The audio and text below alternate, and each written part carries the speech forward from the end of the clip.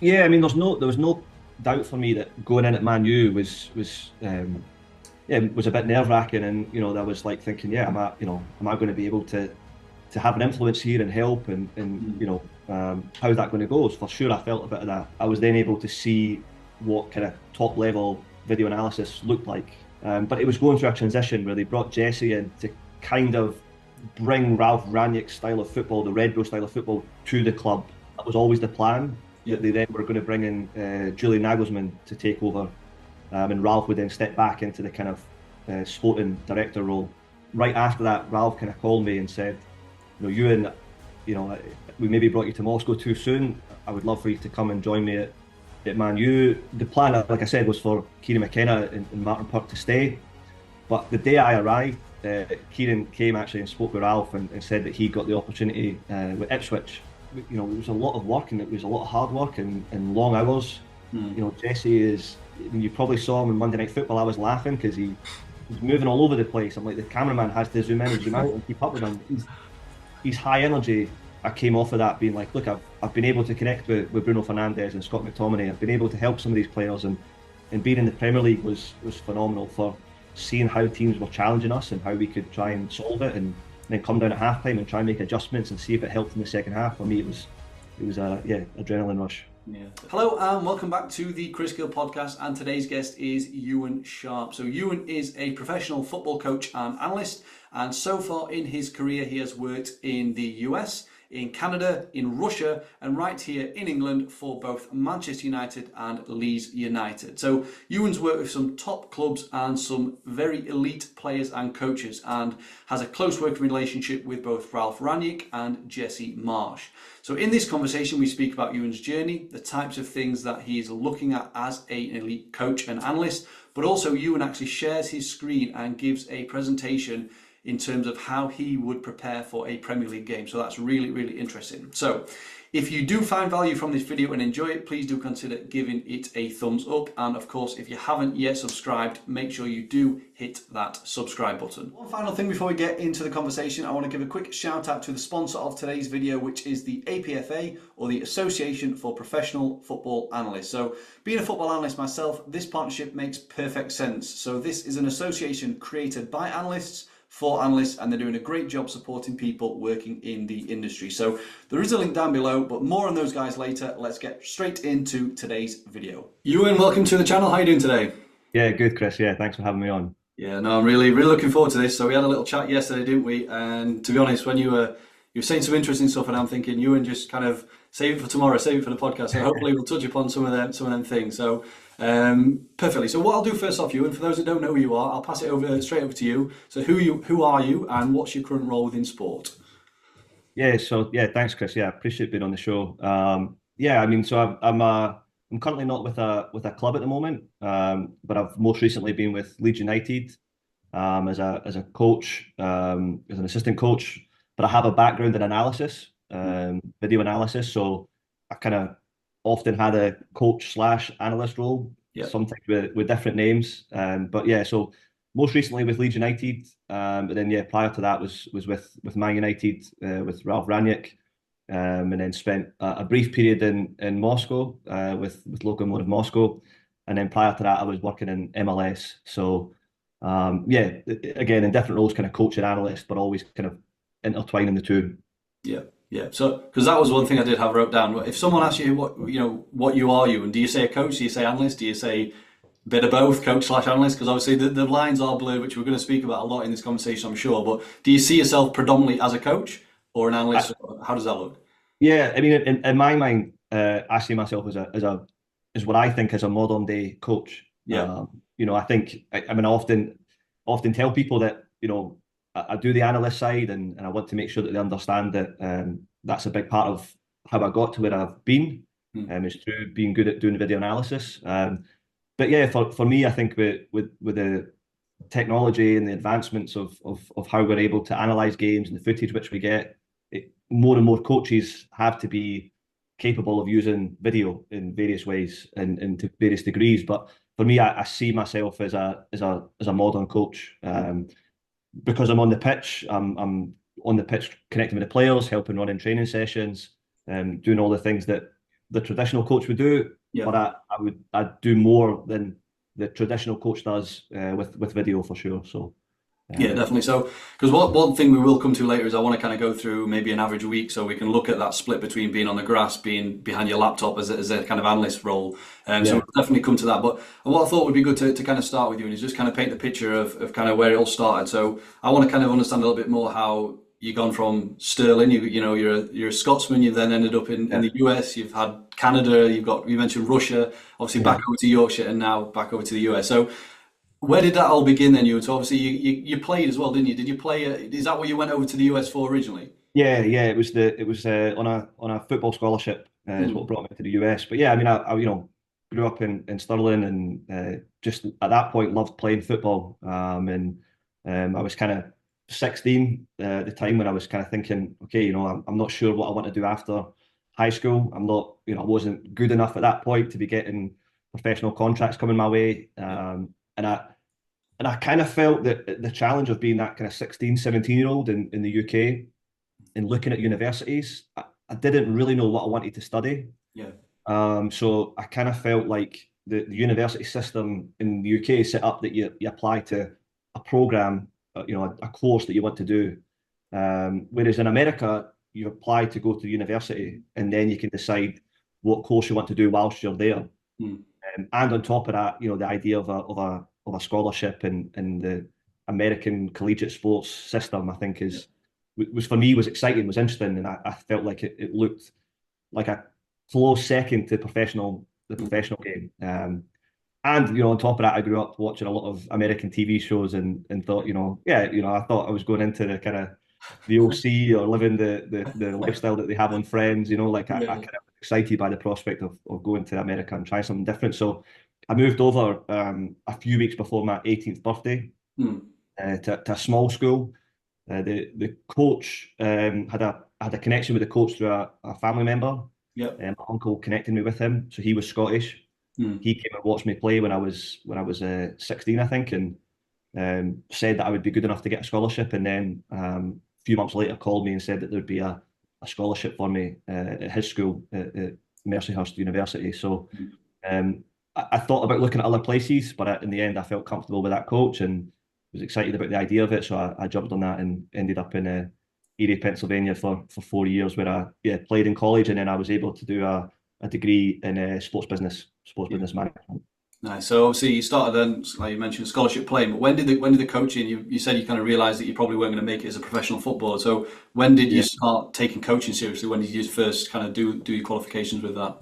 I mean, I think I started taking it seriously probably in my kind of last year at university, maybe my second to last year, Hmm. third or fourth year. But I think I'd always just loved the game, so I'd always kind of found ways to do some things that even when I was back in Scotland before I came to America, I would in the summers I would help coach some Querver coaching. 'Cause I did that when I was younger. I played it, so then in the summer I asked if I could come and help and do some camps. So I was doing a little bit of that. So I'd always kind of found myself spending time in the summer in the off season, Yeah. being on the pitch, coaching kids, coming up with fun games and that side of it. So I'd kind of been doing that, but then once I was then approaching kind of the end of my time at playing college soccer and graduating, I became more serious about thinking how do I get into coaching and how do I turn that into a profession. And at that point in time, I looked at the college head coach and I thought, wow, if I could have that lifestyle and I could do that, that would probably be my goal, my target. I thought was you know to be a college head coach. Um, it- so that was the thought. I thought, okay, how can I get into college coaching and what can I do? But at the same time, one of the guys that I played with in college was an English lad from Sheffield, and he came in the same time as me, but Hmm. he'd done his undergraduate in England, in Leeds at Leeds University actually. He then graduated while I was still playing.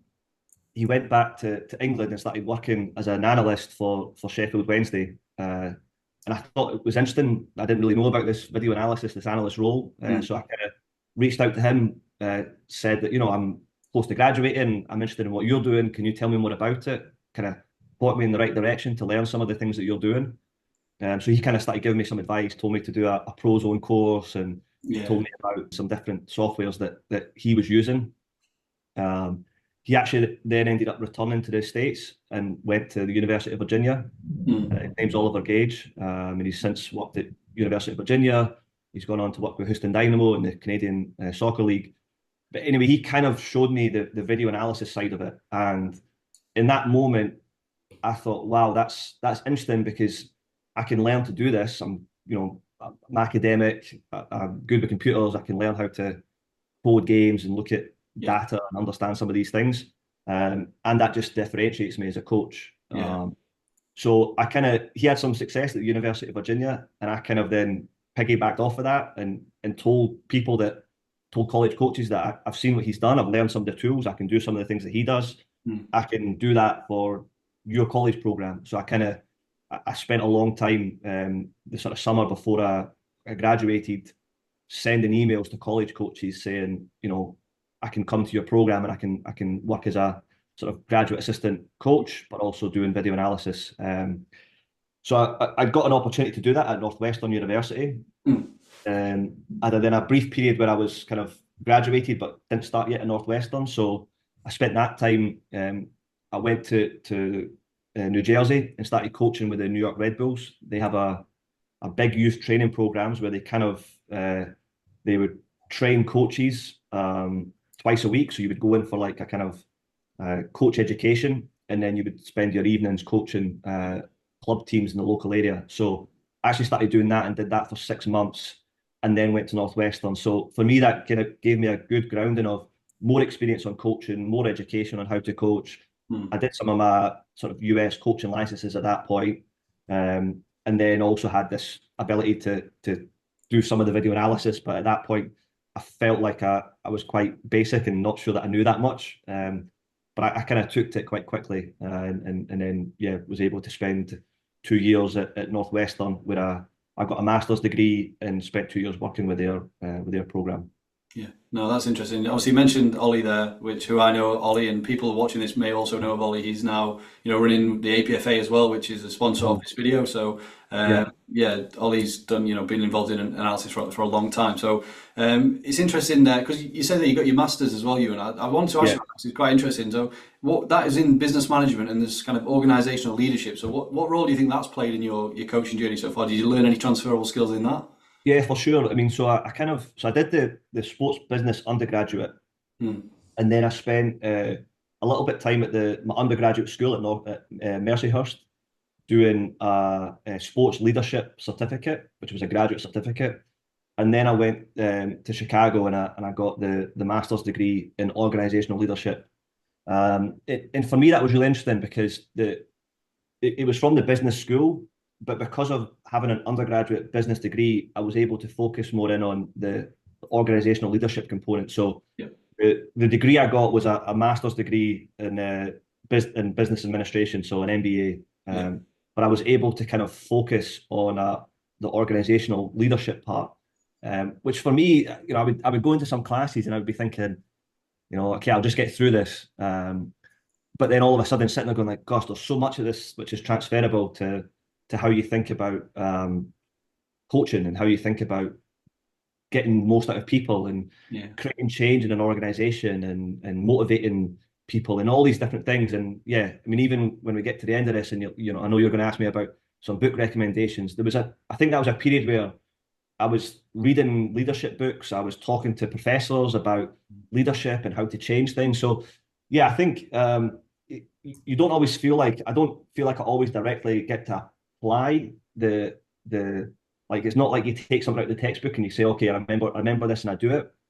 But I do think some of that time spent thinking about leadership and business and organizations has helped to shape me as a person and helped my perspective on interacting with people and getting the most out of people and what does it take for an organization to be successful. And I think bits of that will come out throughout our conversation that I believe in continuity and clarity on how things are done. I believe that to change any behavior in a person or in an organization and a team, requires a sense of urgency, requires certain things which I picked up on when I was doing my master's degree about how to then successfully change an environment and then sustain that change and some of these things. So yeah, I think a lot of it was helpful to me to frame certain ideas which I maybe already had or experienced through playing and coaching. So I hope you're enjoying the conversation so far, but I have a quick interruption just to tell you a little bit more about the sponsor of today's video, the APFA, or the Association of Professional Football Analysts. As I mentioned, this is an organisation created by analysts for analysts, and they're doing a great job in supporting people working within the industry. So if you are a football analyst, you are probably already aware of the APFA, which is great, and that probably has a lot to do with their incredible jobs board. So if there is a football club or a team or organisation from anywhere around the world that is looking to hire for a football analyst, the chances are those jobs will be listed on the APFA jobs board. So it's really interesting to see the diversity of the jobs, actually, because I've seen a lot more niche roles over the last few months. So there's loads of different roles that are available now within football analysis. So if you are looking for your next position or maybe your first position, you should definitely check out the jobs board that is on the APFA website. So another good thing about the APFA is their educational content. So as I mentioned, the whole community is built by analysts. So the courses that they are able to deliver are very specific to the roles and responsibilities that you'll face as a football analyst. So for example, they have a post-match analysis course, they've got an individual player analysis course, and they've also got an opposition analysis course. So 3 great ones there, but having spoken to the guys at the APFA recently, I know they are working on some more really good ones actually, so definitely check those out if you're looking to enhance your knowledge and become more employable in the world of football analysis. So because they are a sponsor, they've kindly allowed a 10% discount for any viewers of my channel. So there is a link down below the video in the description. So you can click that link to go direct to their website. You can check out the jobs board, see if there's anything on there for you. And then the courses, as I mentioned, you do get 10% off if you use code GILL10. So that's GILL10. GILL10 to get 10% off any course that is listed on the APFA website. So thanks again to the APFA for sponsoring this video. Let's get back to the conversation. Nice. So it's interesting you said when you kind of first were introduced to analysis almost from Ollie that you kind of seen it as a way to potentially differentiate yourself from the coaches, stand out a little bit and kind of get that extra kind of bit of knowledge that might set you apart from other coaches. So because one thing that I'm obviously not a coach, I'm more of on the analyst side of things, but one thing that I see asked a lot is should analysts have coaching qualifications, and obviously kind of vice versa, where I know now on a coaching course now, you're obviously learning a bit about analysis as well. So with those lines kind of getting more blurred all the time, obviously, I think your job in the past has literally your job title similar been coach/analyst. So it is one of them where it does fall into both camps. So what's your thoughts on, and on both of them things really, Ewan? So should an analyst look to do coaching badges? Do you think is that worthwhile? But also then, you've mentioned the modern day coaches. That's how you describe yourself right at the start. How would you define a modern day coach and how that has changed over the years? Yeah, I mean, I think I kind of say it as a modern day coach, and I don't mean that as a knock on anybody that's not of course. Yeah. a modern day coach. I know people talk about the old school coach, but I think there is a advancement of how we're able to do things, and things have become easier through video tools and analysis tools. So yeah, I think my question to anybody would be, if you're wanting to better yourself, if you're wanting to grow and you're wanting to think about things differently all the time, then why would you not try to be involved in any of those other areas, right? Like I think, I'm always impressed when I've worked with coaches which are able to talk with the fitness coaches and the physical side of things and understand that part of it. And I think that's an area where I still want to keep growing. So I think for me, it's always been about, is there other ways that I can make sure that I understand the whole picture of what we're trying to do as a team? And I know that I'm not trying to become an expert necessarily in everything, because you can't do that, but I know that there's certain areas where I have an expertise in and that I'm strong at, but that I personally always try to then look at other ways to gain knowledge and to be able to then connect with people and understand their perspective on it. And so for me, if you're an analyst, I think the only reason not to do coaching courses is if you're struggling with the time, if you're struggling with the cost of it, but if you have the ability to do it, then I think, why would you not want to gain that other perspective on how to look at things and talk about things? And I mentioned to you yesterday, I've done, I feel a little bit behind on my coaching licensing for the levels that I've been at, but I've done coaching licenses in the US and with the SFA and UEFA. So Yeah. the same levels, I've kind of gone up both ladders, and it's interesting just to see again slightly different perspectives on how they look at the coach education process and how they look at the game. And so for me, any chance to kind of learn different things and do a master's degree or whatever it has been, I've always kind of personally think, yeah, the question is why not to do it. And the only challenge usually is do you have the time and money to invest in that and not let other things in your life then slip. So Yeah, yeah. yeah. Yeah, definitely. So let's kind of get. So you mentioned you've touched on Red Bull anyway. So I want to kind of go to where it kind of started as in terms of the first kind of club you were really at. Then, Yeah. let's say I've got your LinkedIn profile up as well while I'm kind of looking because there's lots of things to go through. So you knew at Red Bulls. Was it the second team that you first started with as an analyst? How was Yeah. that an internship and what did that look like? So while I kind of mentioned briefly that I went and did some youth coaching with the Red Bulls, Hmm. and while I was there, I reached out to their head analyst, a guy named Victor Bertini, Hmm. and I kind of met with him and I said, look, I'm young, I'm a little bit green, but I've done some video analysis, I've got some experience with that. I'm planning to go and spend 2 years doing my master's degree and working with Northwestern as a kind of coach analyst. Can you give me some advice on how you do things or things that I should do to better myself? And I would love to just stay in touch with you. And he was great at giving me his time and some advice. So we kind of stayed in touch and kept a connection. After I graduated from my master's degree, an opportunity kind of it was funny because I was kind of close to finishing my degree and a job came up with the second team at Red Bull, but I was a few months away from graduating. So I applied for the job. I spoke to Victor again, and he ended up saying, "Look, we need somebody kind of to start at the beginning of the season. Hmm. We're going to go with this guy." Turned out that the guy they brought in got another opportunity a few months later that he wanted to take. So he left and it opened up again. And then I was lucky enough that by Yeah. that point they were kind of willing to wait to bring me in. So I was able to go there. And I think, again, when I think about kind of differentiating myself and adding some tools, I think at that stage for me, going into Red Bull was maybe the best place I could go to. Because I was kind of working with the second team and that was kind of my full responsibility from the video side. Yeah. So but I was also able to be on the pitch and have a little, it was a second team, so it wasn't quite as big a staff, and Yeah. it was quite as yeah, a little bit more room to be like, yeah, you can come on the pitch and you can help Hmm. with little training sessions. And I think with time, I was able to grow my role and gain more respect, and then Yeah. be given more things to do. Meet with a player and do different things. So it was great for me to kind of have my own team as an analyst. Hmm. But then I would also kind of support Victor in his role with the first team. So I was then able to see what kind of top level video analysis looked like. And he was very, very detail oriented and organized and had a really good system for how he kept things together and organized things. So that for me was the area that I probably was like lacking. I understood the game and understood how to do some video, but to kind of structure it and frame it and keep things organized in some of those parts, he's the best I've ever seen at that. So that gave me a really cool kind of balance of just I think developing as an analyst really at that point.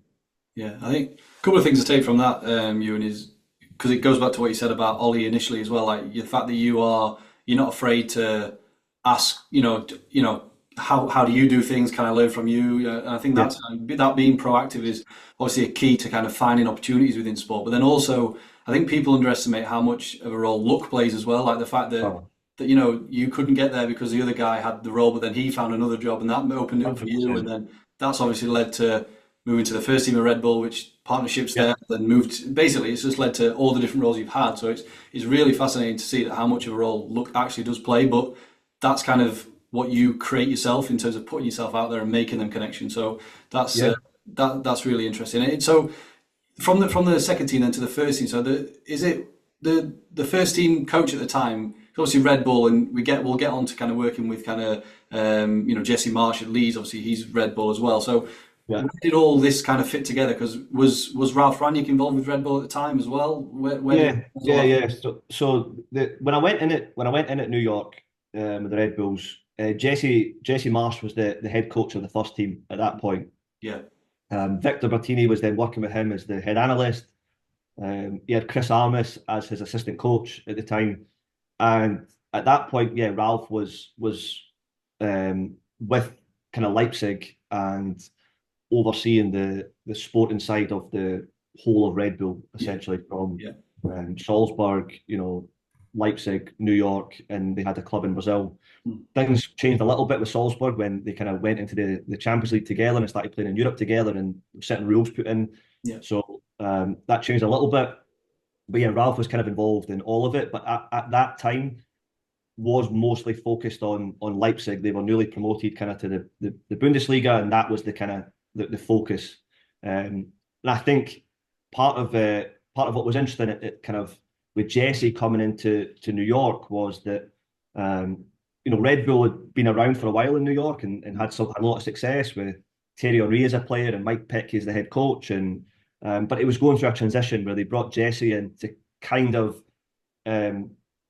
bring Ralf Rangnick's style of football, the Red Bull style of football, to the club, and part of that, again, continuity between how we do things in terms of training, in terms of tactical ideas, talking about the game, principles, recruitment, try and create a bit of alignment throughout the club. So Jesse was kind of responsible for that, along with some other people at the club at that time. So that again was a great asset to me and really helped me, because in my role with the second team, it was like I went in and it was really clear to see, this is how we want to play, this is what we want to do, whether it's the first team or the second team or the academy, this is our way.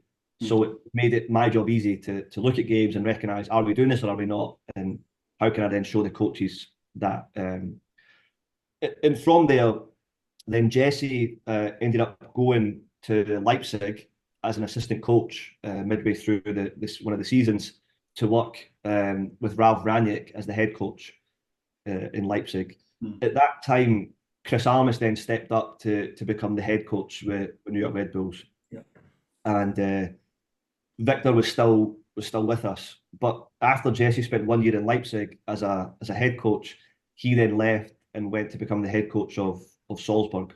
And at that time, he then brought Victor Bertini over with him to Salzburg, which created their opening in New York. And I then sort of stepped up for the remainder of that season as the first team analyst. And from there, I think I kind of had a closer relationship with Chris Armis at that time than I did with Jesse in terms of working with him.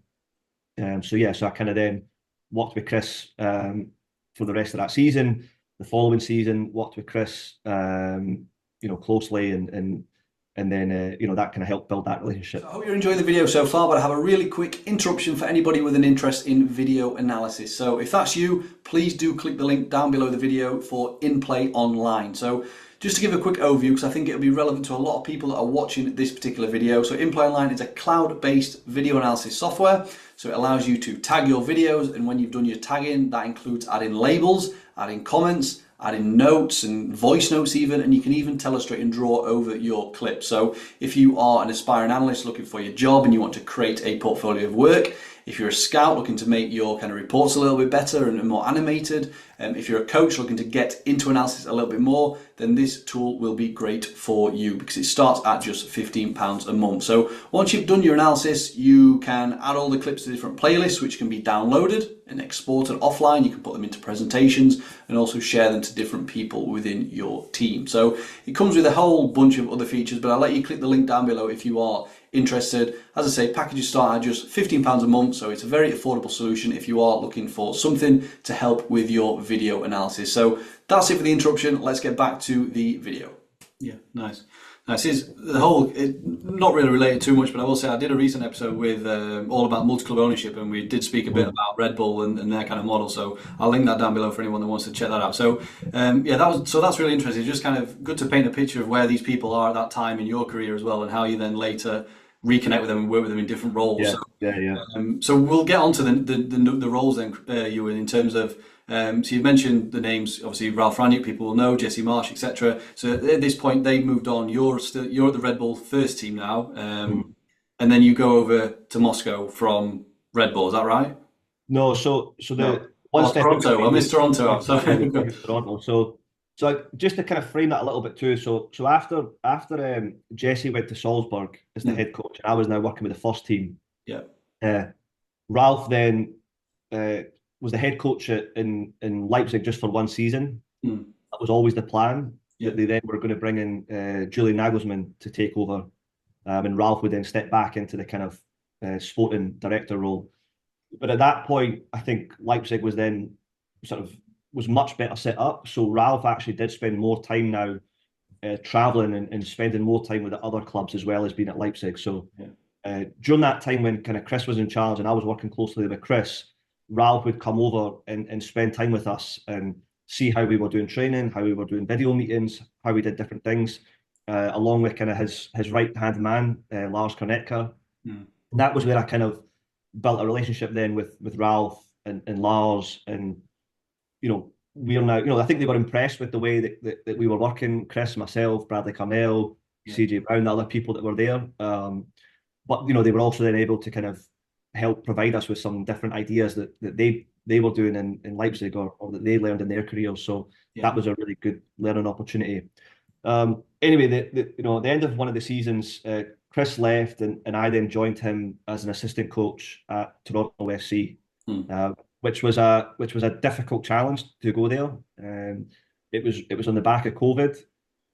The team it was a bit. I tell the story because I just think it was probably quite a unique and crazy situation for anybody to go into. So we went to Toronto, but at the time the Canadian border was closed to anybody coming in. If you came into Canada, you had to do a 2-week lockdown at home quarantine, which meant we couldn't play any games in Canada. So we arrived in Toronto. We were planning to do pre-season in Toronto, play a game for the Canadian Cup final that was kind of a leftover from last year, but then that got cancelled. So we were stuck in Toronto. We then had to move the whole team down to Orlando and basically spend 6 months with the team away from home in Orlando playing games in an empty stadium, but traveling to other teams that were playing in a full stadium because the rules were different in the States. So anyway, it wasn't a successful period with the team, and Chris left.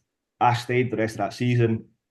And while I was there, I got a phone call kind of after Chris left from Lars Kornetka, who again is Ralph's kind of right hand man, and he told me, asked me what the situation was at Toronto and what I was kind of planning to do, and if I'd be interested in an opportunity in Europe. He said that him and Ralph were going to be working with a club as a kind of consultancy sporting director group. And I thought, the chance to go to Europe is always something I kind of wanted to get back to. So I was like, sounds great. And then, I was kind of thinking, okay, maybe Spain or Germany or something. And then he said Moscow. And I was like, I'm not, that felt like quite a big change, quite a different environment to go into. And I didn't know much about Moscow or Russia or the language or anything. But talked to my wife, talked to kind of my family about it, and we thought there was a lot of good things about it. When I spoke with Ralph, he talked about the vision of what he wanted to do, and sort of said, look, we're bringing in a staff that's kind of coming from people that he knows, a lot of Germans were going in there. Marcus Gisdol was going to become the head coach. He was a German head coach with Bundesliga experience. Marvin Comper was going to be the assistant coach there. He played in Celtic and played in Leipzig, and so it was interesting. And Ralph then talked about how, if things go well there, then I'm part of his group, I'm part of his kind of team, and that if he goes somewhere else, that he would look to potentially bring us there. So all of that just sounded really positive, and I was excited by the opportunity. Wasn't sure how things were going to go to Toronto, so I kind of approached Toronto and said, look, at the end of the season, can I go for this opportunity? And they were open to letting me do that. So so I went to Moscow, and I was there for 6 weeks in total. I got there. It was the middle of their season. It was the end of the MLS season, middle of their season. They take a winter break in kind of the end of December through to kind of January, February. And I got there. I was there for 3 weeks, and it got announced that Ralph was leaving to go to be the interim coach at Man United. At that point, I was kind of like thinking, oh my gosh, have I made a mistake coming here? I've got here I've come here with Ralph. Now Ralph's gone. Yeah. But Lars Kornetka was still being a part of the project, and everybody else was staying, and it was it was a lot of positivity that things were going to continue to grow at that club, and I was enjoying my time there. But right after that, Ralph kind of called me and said, Ewan, we maybe brought you to Moscow too soon. I would love for you to come and join me at Man U. I think my experience understanding the Red Bull style and understanding Ralph's style of football, the fact that I can help on the pitch and I can help with various different things. The fact that they thought it was easy for me to get out of that situation at Moscow. The fact that I was British and didn't need a passport or didn't need a visa or anything to work there made it easier. So Yeah. a lot of this Ralph thought I'd be a good fit to help with the video and help with what he was trying to do there. So he asked me if I wanted to join him. So I said, yeah, of course, the opportunity to go to Man U. It all felt like it came a bit fast, but I knew that under Ralph's guidance that I could help him and understood what he wanted from the team. So yeah, that was kind of the brief spell at Moscow, and then that led me to the opportunity at Man U. Yeah, that's really good. So, Yeah. so you went in. So, in terms of the job role that you had at Man U, then according to your profile, is first team assistant coach / analyst. So, Yeah. just curious to know what that entails. Like, what other, obviously Ralph was there, obviously, but what other people? Who else made up that coaching team? And how many new people went in with Ralph? Was it just a couple of you, or did he bring in a whole lot of team? And how did they fit in with the existing people? Yeah. So I mean, I kind of it was important when I was talking with Ralph that I did say that I wanted that when I went to Man U to continue working in a similar way that I had been in Toronto, in New York, and at Moscow, which was as a coach. So he said they were happy to have my coach be my role be coach analyst, to cover the two parts of the job that I was kind of doing. When I spoke to Ralph, he told me at that time originally that Ole was leaving as the head coach. Michael Carrick was stepping in as the interim for a short period, but the plan was that Ralph was going to speak with Michael Carrick and hopefully keep him on board. Kieran McKenna was there, and the plan was that he was going to be continuing. And then there was Darren Fletcher, who was around as a former player that was now as a technical director role, but he was like he enjoyed being out on the pitch and being connected to what was going on. The goalkeeper coach Rich Hartness was there. There was Martin Pert as well, who was a coach with the club. So there was a lot of coaches that were staying on with Man U, and the plan was for Ralph to come with myself, Chris Armis. So Yeah. Chris also left Toronto, and when I was talking with Ralph, Ralph said to me, I'm thinking about bringing Chris in as well, which I thought brilliant. I'm working with somebody that I know really well, that I have a lot of experience with, so that will help me in my ability to kind of then help with the players and help with this kind of create a better staff, I thought. So I was excited about that opportunity. But we kind of quite quickly then, Ralph said that Michael Carrick was deciding that he was taking the team for those couple of interim games, but then he was leaving, that he wasn't going to stay on. So we were losing Michael Carrick. The plan, like I said, was for Kieran McKenna and Martin Pert to stay. But the day I arrived, Kieran came actually and spoke with Ralph and said that he got the opportunity with Ipswich to go there as a head coach, and that he wanted to take that opportunity and he wanted to take Martin with him as an assistant. So those two left. But I think, so we were then, it was reduced. So then it was kind of myself, Chris, Eric Ramsey, sorry, as well. Eric Ramsey, who's now just gone to Minnesota as the head coach. He was there, kind of in a coaching role, but also was focused on set pieces at that point. Yeah. And then then it was Rich Hart's the goalkeeper coach. Darren would come and help with training at times, which was great. And yeah, that was the kind of staff at that point. Nice. So then, how much if you split your time between on the grass and we're going back to that split between coaching and analyst there, you and how much are you spending more time on the grass doing, putting sessions on, doing that? How much time are you actually spending in the traditional analyst role in terms of coding and stuff? How did you split look at Man U? Yeah, I mean, I think the reality is and this is where again I think about, I say the modern coach, the way the game is, where I think every coach that's coaching professionally now would agree with this, that no coach is spending more time on the pitch than they are, kind of off it. Right? Your training is an hour to kind of 90 minutes long. Obviously there's a lot of prep that goes into the training session planning, which I'm involved in. But then, the typical process is that you're doing your training on the pitch, you're doing your planning for the training, and then afterwards you're talking about training the next day, you're talking about the squad, the players, the match plan, the opposition, tactics, principles, all these different things, which then, I've always been involved in. I think more than some other people, other coaches on the staff, when I go home at night, I have to spend a lot of time then focused on watching video, cutting up video, preparing meetings. Whereas I think some other coaches maybe are able to spend a little bit more time maybe thinking about the training side of it. Again, different staffs I've been on, people assume slightly different roles. At Man U, Chris was more focused on training and thinking about the training ideas and the teams for training and how that looked. I was spending more time thinking about the match planning and the opposition and how we're going to play and those types of things. So, a day would look like we would come in the morning. Chris would kind of present to Ralf his ideas for training, and Ralf would then say, I've thought about this, or I would like to do this, or yeah, that's really good, or what, we would sit together and discuss the ideas and maybe tweak it. And usually the night before, Ralf would have said, I want to do something on this or that, and Chris would then kind of help put that together.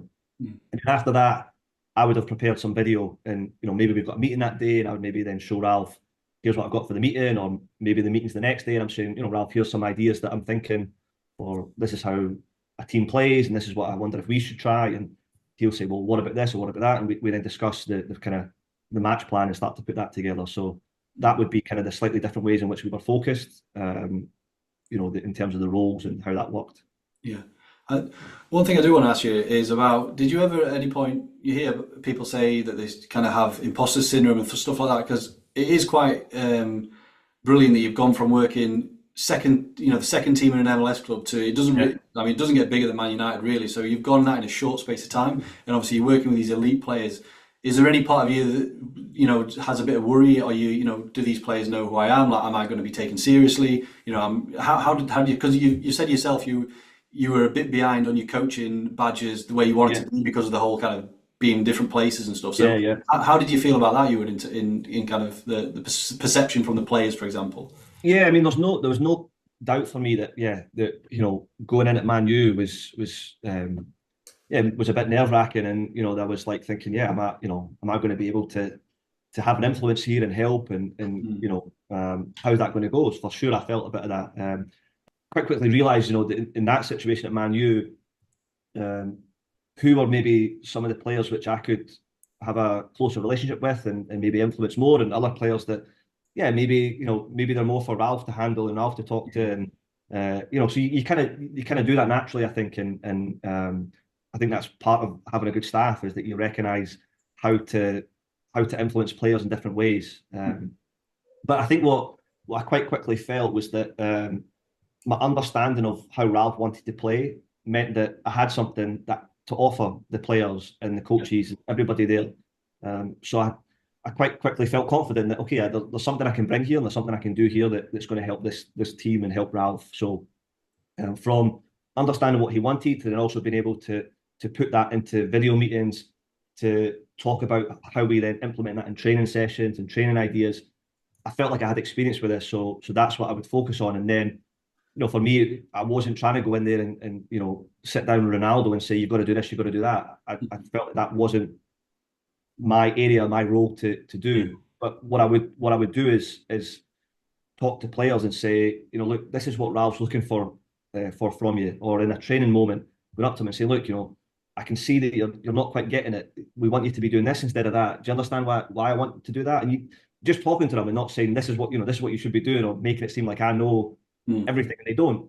It's about talking to them and trying to connect with them and have a conversation and say, well, yeah, but what about this? And I think when you do that, I think it's not about finding an easier way to do it. It's about changing people's opinion and changing players and influencing. So think that's the way you approach it. And yeah, I think at Man U at the beginning was hard. I think if I went back there now, I'm much more prepared for that, having been there and having been at Leeds.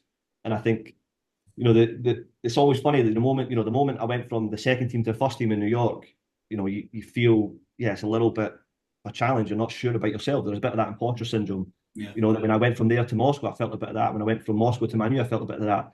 And I think when I walked into Leeds was probably the moment I felt most comfortable in my own skin and most comfortable about being there, because I came off of that being like, look, I've been able to connect with Bruno Fernandes and Scott McTominay. I've been able to help some of these players and been able to gain the respect of them and what that is. So yeah, I think now I feel much more prepared and equipped to go. I can help these players and I can be a part of that situation. And I know what I know and I know what I maybe don't know, and how I can then pass some of that on, if that makes sense. Yeah, definitely. Yeah. So, no, that's interesting. I think what we'll do, Ewan, is we'll get to some of it because you've listed some of your roles and stuff, and this goes for both Man United and Leeds United, which we'll come to. And I think you're going to, I'm looking forward to. I think you're going to share your screen, aren't you, with some bits and pieces eventually. So we'll get to that. But in terms of Man United, you've got down listed here. So making adjustments mid-game in terms of kind of tactics and stuff like that. Yeah. So during the game, are you in the stand? Are you on the bench? And what does the game look like in terms of any, adjustments you need to make during the game tactically, and how are those messages delivered? Yeah, so at Man U there was a couple of games where I was on the bench, but almost all the games I was up in the stand, and that's most of the time where I've been. And the reason for that is that, yeah, I'm able to then sit up high with a laptop where I'm able to review situations from the game and then prepare video for halftime. And I then I'm also linked up on a headset with one of the coaches on the bench. So at Man U, I would be on with Chris Armas, and sort of, Chris and I would discuss some things, and I would maybe tell Chris, look, I'm seeing something. Can you pass that on to Ralf, or discuss this with Ralf, or can we think about this for halftime? And then it would sometimes come the other way where Ralf sees something and he says, yeah, can we make sure we have some clips of this, some scenes of that for halftime? So yes, I think I felt like I was able to have a better perspective on the game and see the game really clear from up high, and then have in some ways more influence by passing things on that I was seeing to Chris, and then also having a bit of control over what was shown at halftime to both Ralf and then the team. So that was that was how I would do the in match part of it. Yeah, so just more on then what actually goes on at half time at a club like Man United. So you mentioned you're kind of scrambling to get clips from the first half, and I'm just curious to ask how because it's only 15 minutes, there's not a lot of time, and how much sometimes you may have more clips, less clips, no clips. What does it look like on if you can call it an average half time? Would the manager say something first? Would the players discuss things first? When would your bit come in terms of those clips? How would that often look? Yeah, I think I always have clips. I've never been in a situation I'm like, I don't know what to do. There's been moments where the coach has said, look, we don't need any video. I want to just say a message to them. But I always know that there's something I'm seeing. And it does become easier when when you know what your match plan is and the opposition, right? You're not making something up. You've got a plan that you want to try and do, and are you doing it right or not? And sometimes the clips you have are, look, this is working really well, let's keep trying to do this, or this isn't working, we've got to do this. Or I noticed I noticed halfway through the first half they started changing what they were trying to do, so we might expect that more now, and those types of things. But and then each coach is a bit different with how he wants to approach it. Some coaches want to give the team a little bit of space, a little bit of time to come in, and maybe they talk a little bit and they get a bit of heat off their chest, and then they can calm down and the coach comes in. I know other coaches, they want to get to the players as quick as possible, and they want to make sure that they control the dialogue, and then they leave the players to themselves to make sure they feel mentally ready before they go to halftime. So that usually has come from the head coach's sort of directive, but and then I kind of have to play off of that. So if the coach wants to get to them quickly, then I have to come down a little bit before halftime, or the whistle goes for the first half, have a few scenes ready. Coach comes in. Normally, I show them, the head coach, Ralf, here's what I'm seeing. Here's what I think. It's sometimes, different coaches. It's sometimes difficult because I may be seeing something really clearly from my perspective, But the head coach comes in and maybe emotional, maybe sees something slightly different, wants to get another point across, and then it's sometimes about how can I manage to make sure that the head coach sees what I've seen, or that I've seen what they want to see, or what they want to show. That kind of making sure that we're aligned on that. But I think the more you work with them and the more you understand them, the easier that becomes. But yeah, usually you come in, I show the head coach what I've seen. Um, Most of the time, the head coach will then deliver that message. Yeah. Sometimes I'll maybe chip in and just say, you know, this is part of what this is. If they're focused on one area, it's not easy always to have the clearest mind to get all those things across when they have other messages. So maybe if the head coach has missed something that I've seen, I've got it somewhere else in my organizer, and then I go to the player, one or two players myself, and I say, look, just make sure you're getting this right. Maybe it's an individual mistake, or the fullback's jumping too soon to the winger and keeps getting played in behind. I might just go over and say to him, look, just make sure you get your distances right and you know what he wants to do, those types of things. So that's usually the environment. But I always kind of like the challenge of that, preparing, and being in the Premier League was phenomenal for seeing how teams were challenging us and how we could try and solve it, and then come down at halftime and try and make adjustments and see if it helped in the second half. For me, it was a adrenaline rush. Yeah, definitely. No, it sounds incredible. So we'll move to Leeds then as well, Ewan. So obviously you've gone from Yeah. Man United. Leeds was so. How did that come about? Were you brought in? Did Jesse Marsch take the job and then you followed in with Jesse? And how did the whole kind of joining Leeds thing? Yeah, so while I was at Man U, I was only went in there with Ralph on a short-term contract. Hmm. So I always kind of knew that I would have to figure something out by the end of the season, Yeah, which in itself was a challenging environment to be in, right? Like you're trying to go in, and I talked about changing environments and having influence, and everybody there knows that the staff is only there kind of till the end of the season, yeah, and the new coach was coming in, so that made it challenging. But Jesse, obviously knowing Jesse from being in New York, Jesse reached out to me while he was kind of had left Leipzig at that point as the head coach.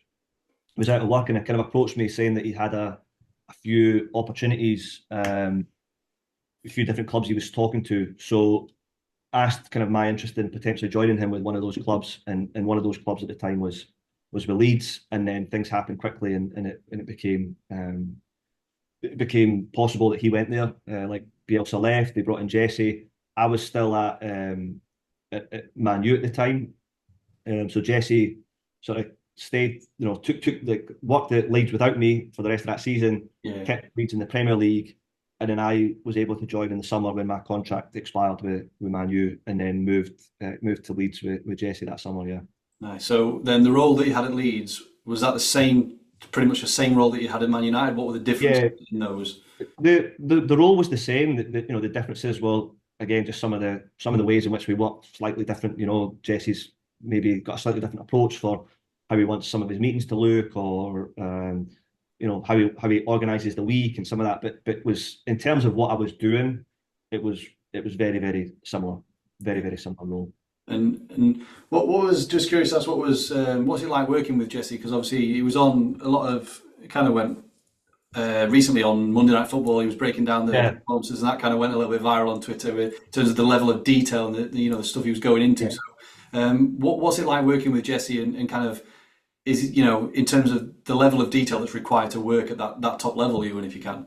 Yeah, yeah. I mean, I kind of I helped Jesse prepare for some of those things on Monday Night Oh, did Football. you? Some of the video, yeah, was stuff that I'd put together, and then talked to him beforehand, and sent him a few things that he thought he wanted to see. So I kind of helped put that together a bit. But yeah, I mean, Jesse's very detail oriented, and yeah, a lot. Like I think when I first went into New York, having been at the college level and then going to the professional level, right away I saw the difference in terms of the detail on how we wanted to play, and how I think it was almost, for me, it was there was things which I'd seen or thought about in football and as a player or as a coach, Yeah, but what I was really impressed with the New York Red Bulls and the Red Bull kind of model was that everything was then given a term. It was we talked about our terminology, and I think that comes from a bit of the German language and the German approach, in which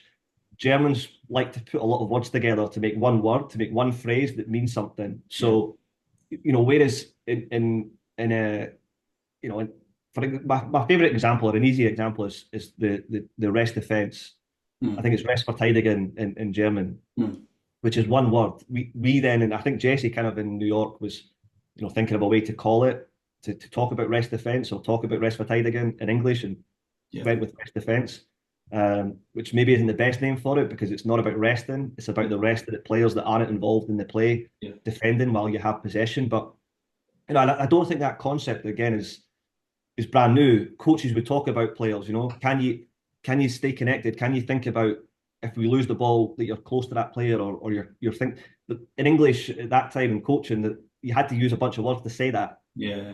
Get tight, be closer to him. Whereas we had a definition for what that was, what that looked like. We would show it in video, and it was rest defense, and it was one way to then talk about something. So when I went into New York, there was a lot of little things like that it was very clear to me that this was now how we talk about things. And that I think that helps a lot for the players, for the coaches, for then passing it through the academy, like a kind of terminology document with video clips, and then that's our principles for how we kind of play. That these little details are all easily communicated to everybody. So that's a big part. That's a big part of the kind of. I had that foundation before I went and worked with Jesse, so I knew when he talks about things exactly what that looks like. But then, I mean, we it was a lot of work, and it was a lot of hard work and long hours. Jesse is. I mean, you probably saw him in Monday Night Football. I was laughing because he was moving all over the place. I'm like, the cameraman has to zoom in and zoom out and keep up with him.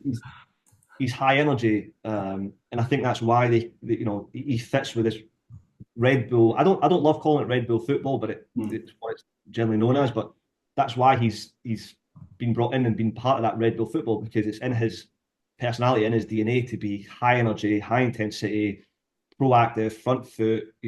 Not reacting to things, always kind of pushing things himself, and that's the way he is as a person. So that's the way he wants his team to play. And I think again for me, when I went into New York, I was like, yeah, this is me too. I'm high energy. You can probably already tell I like to talk a lot. I talk quick. I like that kind of energy in the way you can transmit that to the players. And being in Leeds, it's heartbreaking that we're not still there for me. But I think it was the potential for a great fit between how we wanted to play and what the club was all about, and the energy you could get in Ellen Road when you put in tackles and you press players and you play with speed and you play with intensity, and the energy that creates is contagious amongst the players, amongst the fans, and I think that's kind of a big part of what we were about. So yeah, working with Jesse was fun because it was hard. It was a lot of hours and high energy and intensity, but I was used to that. I liked that, and then it was easy for me to kind of embrace that.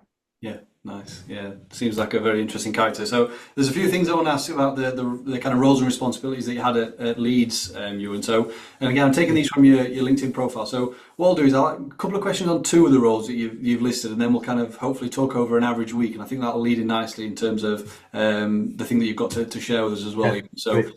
So one thing you've noted down is that you work closely with the midfield unit in particular. So can you just expand on that, what you did and how that looked? Yeah, so this might step a little bit on I think your next question, but the way we kind of had the staff set up in Leeds was Cameron Toshak was with us, and he was kind of in charge of the individual development plans. Yeah. So he would take responsibility to kind of keep that organised, keep a checklist of who was meeting with players about what, and then updating that and bringing it up to Jesse to go, look, we've got we need another meeting with this player or whatnot. And so Cameron kind of managed that. But then as a staff, we were all involved in it. We were all involved in assessing the players, assessing where they were at, what they had to work on, where they could improve. And then we talked kind of early on about maybe having some other staff then along with Cam work on different units. So I kind of took the midfield, the sixes. Jesse would work with the Jesse would work with the attackers, and Renee Marich was kind of working with the back line. And that was our kind of intention and how we set things out. It wasn't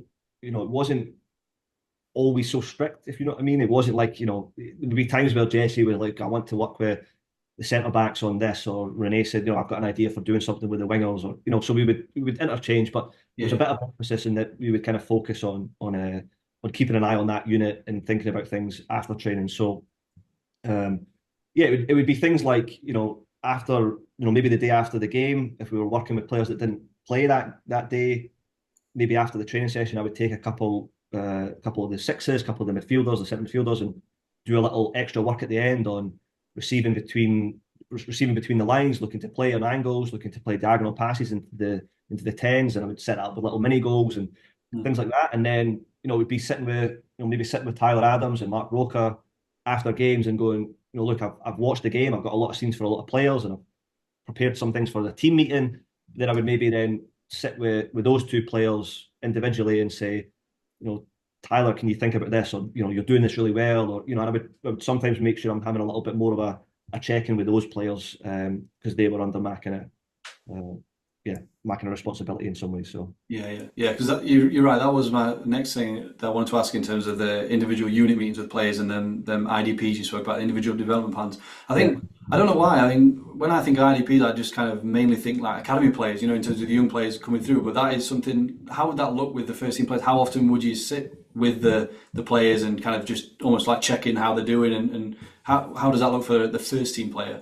Yeah. I mean, it's something that again Jesse's always valued. I've always noticed it with him. I mean, so what we would do at the start of the kind of in pre-season, before the season started, while we were away, we sat with every single player that was with us. Which again, you then got some senior players, and you've got some young players that are coming through at the time, Archie Gray and some of these guys that they need a lot of that. They're kind of in between first team and second team players at times, but we want to make sure that we're helping to guide their development. And at Leeds we had a lot of young players, so a lot of those players, they're not long coming from academy, so it's still about developing them. But yeah, we would have a meeting with those players. We would sit down as a whole staff. Cam and Jesse kind of spoke mostly in those meetings, but we would speak as a staff maybe beforehand about things that we maybe had seen. Yeah. And if Jesse was sitting, the conversation is a little bit different if Jesse's sitting with, again, maybe Archie Gray versus Patrick Bamford at that time. But it would be all sorts of things we would talk about. We'd have the fitness coach included and talk about maybe some physical things that they might have to be aware of. Certain players have a slightly more tendency to get hamstring injuries, so we would sit as a staff and again go, look, we've got to come up with a plan to make sure that we're managing that. We think that from our style of play that you need to do more of this. Pat, it keeps thinking about your front post runs and making sure that when we're in transition that you don't drift wide. We want you to stay in the middle so that we can find you then with the final pass in the box, things like that. So we would talk about tactical things, technical little things that they can work on. Sometimes with Tyler, it would be little talks, little conversations about backing away and just taking a couple of steps back to receive the ball to be able to play forward at times.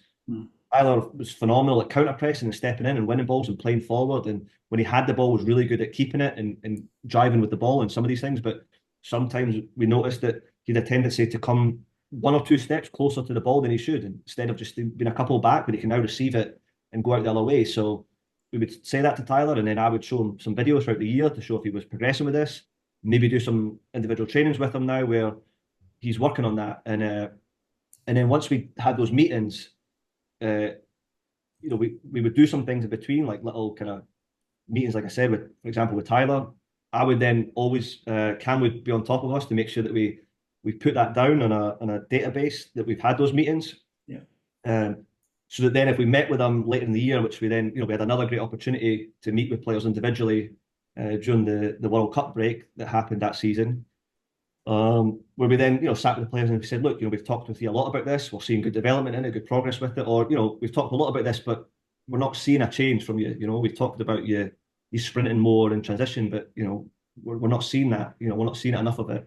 So it would be a way to just kind of make sure that the players knew that we were keeping an eye on every little detail and trying to help with their development, and we were holding them accountable and ourselves accountable to make sure that we were meeting with them enough and talking with them enough about what we wanted them to do. So yeah, it was good. Yeah, that's interesting. I think one thing we'll kind of move on to, kind of, because I think a big focus of both of you, well, not both, but all of your roles has kind of been prepping for the game in terms of looking at the opposition, Yeah, and how to beat them. So it leads on nicely to kind of, because the other question I had was kind of talk around potentially an average week in Leeds, but I think that might fit in nicely with what you've got to share us in terms of how you would maybe structure meetings or build up to a game. So yeah, do you want me to make you host, you, and so you can share? Are you okay sharing something? yeah. No problem. Yeah, I'll talk Yeah. a little bit about the average week because I think I'll say a bit about it, and then I'll go into sharing my Of screen course. to what Yep. we've got. So I mean, the average week, which isn't always average because the game schedule is always changing, and you sometimes have midweek games, FA Cup, different things. But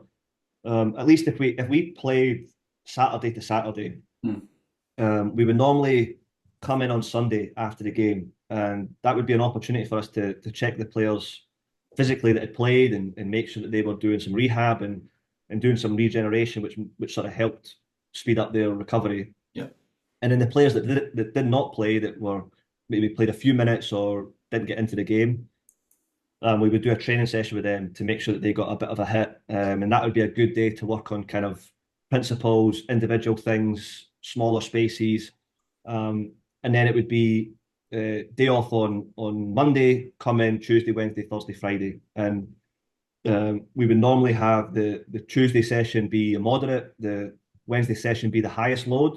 We would Yep. give the players a good hit that day, bigger spaces. Then we would come right down on the Thursday. It would be a very light session, a bit more of a regen session. And then we would have a little bit more of a spike, again, not crazy, but a little bit more of a spike on the day before the game Hmm. that would then set them up for the match day. And in that, the way we kind of in some ways think about training is within one training session this can happen, but can also be a bigger focus one day versus the other. Is some days are more principles. It's more of smaller spaces, more of behaviours.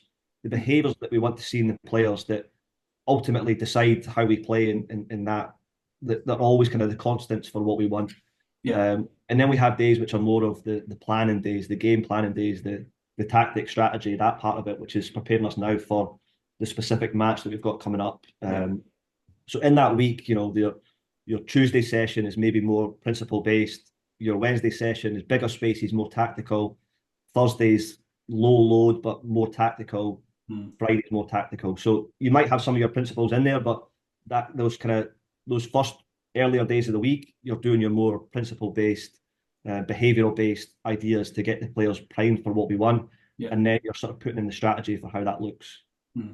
Nice. And throughout that, I'm kind of, after the day after the game, we're focused on that game. We look a little bit at the next match. The day off for the players is one of the biggest days for me because I'm then spending a lot of time preparing video, both Yeah. Yeah. sometimes reviewing the match that we just played, but also part of the match plan process. And at Man U and Leeds, I had it was great because there was a bigger sort of analysis department Hmm.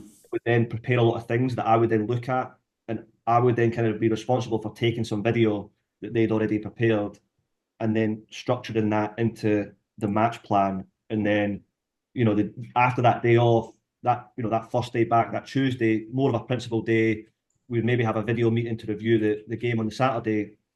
But then afterwards, we would then be talking about, okay, let's really clarify what we want in the match plan and how that's going to go. So I Hmm. would have to have something ready for that afternoon to then sit down and say, look, this is, no, Jesse, this is what I'm thinking. We're playing against Arsenal, which is the video which I'll show next. We're playing against Arsenal. Here's what their strengths are. Here's how they want to play. Here's maybe a one way that we could try and play against them. And he pick holes in it, and I would argue that no, this does make sense, and we would talk about it, and maybe we'd change something, or and then from there, usually after that meeting, I would leave and go, okay, we've all got an idea of kind of what we want to do, how we want to defend against the ball, some of our ideas for Hmm. what we're going to do when we have possession. So that then helps then sort of plan the training week, and then as you go, you're assessing the players, who's ready to play, who's in good form, whatever, and then that then shapes it. So by the Thursday, Friday, you kind of know your starting lineup, how we want to play, all of that then sort of ironed out. Yeah, that's interesting. Obviously, I've said earlier, I'm not a coach, Ewan, but in terms of then, let's say you are playing Arsenal next, and you've kind of you know how they play, you know how they may cause you threats and stuff. So then when Yeah, you're having that meeting with the coaches, yeah, in terms of then shaping the sessions for that week in the run up to that game, and I mean mhm, the on field sessions, like on the grass, would yeah. you then how do you come up with the kind of sessions that you want to do? So if it is like, let's say the team does a certain thing, do you then have like, as a coach, you know, kind of, okay, we need to somehow factor that in. So let's pick a drill or a session type that works on that particular thing on the Tuesday, and then we'll, I'm just curious to know how it Yeah. all works in from a coach, because again, I'm not a coach. I just find it interesting. No, absolutely. I mean, I think, so I think if you're playing against Arsenal, you're maybe thinking, okay, they're gonna press us. We're not gonna have a lot of time and space to build up and play through them. So we have to think about, maybe quicker attacks and certain spaces that we try and attack, and maybe they leave more space in behind. So let's work on not plays where we're being really patient and coming underneath. We're Yeah. looking at plays where we're maybe trying to hit them in behind. Mm, So let's do an exercise that gets our players running and making those final runs, and mm, that can then even show up in a little passing exercise that we do. That we think this might happen a lot this week. So let's work on that in training, just even through the warm up. We're implementing that players are seeing those moments and running. mm, If you're playing against a team where they're going to drop off and not give you a lot of space in behind, then maybe we're thinking more about little combinations through the middle. So the passing exercise might be more about combinations, or we're maybe thinking about a rondo where it's tighter spaces, there's not a lot of space, and you're now trying to do combinations versus a session where you're thinking about running behind. yeah. So it's little things like that can start to be dripped into the week. Mm, But then, so that's where again, I think that's maybe some of the behaviors that we're thinking might show up. mm, Those little behaviors you're trying to drip feed into different exercises that you're doing and different drills and within the training. But then you still need to get the kind of the intentions right. The everybody understands what we're trying to do in the real spaces. So we usually that Wednesday session and the Friday session, that's when we're using bigger spaces, and we're trying to paint pictures in the real space and what they might look like and what they're trying to do and where the spaces might be, and then we're trying to execute those situations. So and I'll kind of show that through the video when I share my screen, as to how that works. yeah, go for it. So paint the Uh, picture with this screen. This what you're sharing then, Ewan. So this yeah. is based on you playing. And did you say Arsenal? Okay, yeah. So this is just one area, one segment of a kind of match planning process where I focused on, again, we call it against the ball defending. We call it against the ball because we think it right away communicates a more aggressive approach than defending. So we say it's against the ball. So yeah, so that I'll kind of take you through it. So we first kind of look at how are they going to play, what sort of lineup do they use, what formation do they play in, what player personnel do they have, what are the strengths and weaknesses of those players, that kind of thing. So we put this up and we said this is their most used lineup and what we expect. On the day they actually made one change to this lineup that we predicted, Mm, which was Tomiyasu played at left back instead of Zinchenko. Which when we show this as what we expect the lineup to be, but then we'll also talk about, okay, well if Tierney plays, he's a little bit different than Zinchenko, or Tomiyasu is a bit different, or we talk about some variations that they might try to use. But first we look at, okay, what formation do they play, and from there, teams don't play in one formation throughout the whole game. So we're talking about, what does this then look like when they're in possession versus when they're defending. And when they were in possession, when Zinchenko played, usually he would come in to make sort of 2 6s, and they would build up with three. They would push Xhaka higher. Odegaard would like to come into this sort of um, peeled out wide 10 area in here, which a lot of teams struggle to defend with. So we talked about a match plan on how we dealt with this, and mm, but we looked at Arsenal and how they would line up. From that, again, throughout the week we were talking about different players that could play and different ways we maybe approach it, but this is the starting lineup we ended up going with and what we showed the team beforehand. And this shape here is our against the ball or defending shape. yeah. And we said this is, we had little details in here in which we said that when Ben White comes more narrow and creates a three build up with Saliba and Gabriel, then we had Sinisterra in here ready to press Ben White, and we had Rodrigo here ready to press Gabriel, and We said if Odegaard comes out into this space, then if Odegaard comes out into this space, then Mark Roca can deal with that. And so we set up the defensive shape somewhat based upon what we expected Arsenal to do. Yeah. From there, we then rotated like this when we had possession to create our own free build up with sort of 2-6s, and we thought this would challenge them in different ways as well. So we show the players that this is how we want to defend, this is how we want to attack, and this is kind of the roles in which you'll have. So we kind of introduced that to the players throughout the week, and this wasn't something new for us. We'd been doing this, so that was easier for the players to then understand. Yeah. So from there, then the first part of this, I've organised this almost into kind of 4 parts, and then I've got a little bit of transition. But I sort of introduced first. Okay, here's what Arsenal want to do. Here's how Arsenal try to attack.